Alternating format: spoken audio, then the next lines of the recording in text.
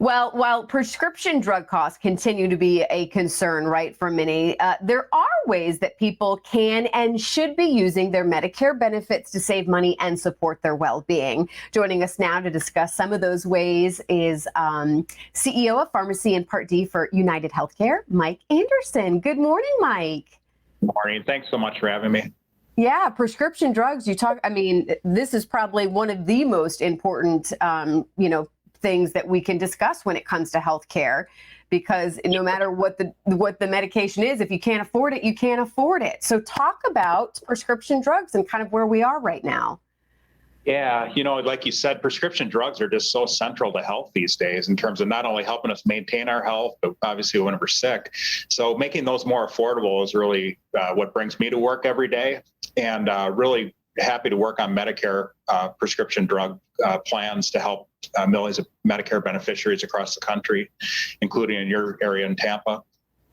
So talk about that, the idea, if you're already enrolled in Medicare and, people watching this morning, is there things that they can do right now to help lower the cost? Yeah, thanks for asking. So the first thing to know is that original Medicare in and of itself does not cover prescription drugs. You actually have to make sure that you buy a policy called Medicare Part D. Medicare Part D is what covers prescription drugs. There's two ways to get it. The first is to buy what's called a standalone Part D plan, where you're just buying prescription drug coverage. The second is more of an all-in-one solution called Medicare Advantage. Medicare Advantage is where you would go to a company like mine, United Healthcare, or others, and you would basically be buying both your medical and your pharmacy coverage all in one place. What advice do you have, especially with prescription drugs? There's so many different options. They're sometimes hard to read how do you help people kind of understand what they're taking, what they need, how they can get it the most? There's a lot of questions when it comes to this. There really is. And a couple things I would offer. One is I really encourage people to form a relationship with your local pharmacist. I'm a pharmacist by training. I like that when people use a single pharmacy consistently, they just get to know you better and understand your health better. Pharmacists are really an underutilized resource locally. The second thing is your health plan. There's a number on the back of your health plan ID card. You should feel free to call that number. You can reach a knowledgeable expert there. They can help you better understand your benefits, make sure that you're making the best use of them, and maybe even give you some ideas for saving money.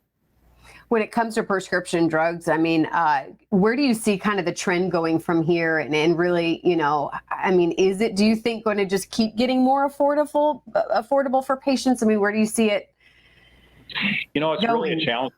Yeah, it's a challenge for our country overall, because you look at really I've been in the pharmaceutical industry now for almost 30 years, and we've got pharmaceutical companies now generating really, breakthrough sort of medications, whether it's for COVID vaccines or any number of other things.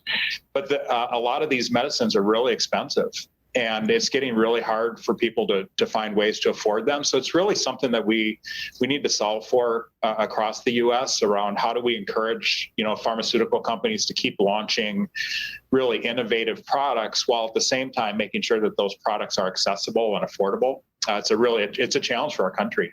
Yeah, I know. That's why I hope, eventually they can figure it out. Because again, what good is a medicine if nobody, can afford it? Exactly. So, I'm encouraged. I'm optimistic. I really do appreciate some of the drugs that are coming to the market now. People with, there's drugs we see come to the market every year that people had no options before, and now they actually have something they can consider. So it's progress. Yeah. Just a couple seconds left. What's your take home as we wrap up here? We've been showing your website where people can find out more, but what's your take home? Yeah, I just encourage consumers to try to do your best to be a savvy consumer. When you're selecting a Medicare plan, don't necessarily just look for the one with the lowest premium. You want to also make sure that your drugs are covered, make sure the pharmacy that you want to use is in the network. So it requires doing a little bit of homework, but that homework will pay off for you in the form of savings. Yeah, well, thank you so much, Mike. We really appreciate your time this morning. We'll make sure that website gets on our website as well, so it's easy for people to find.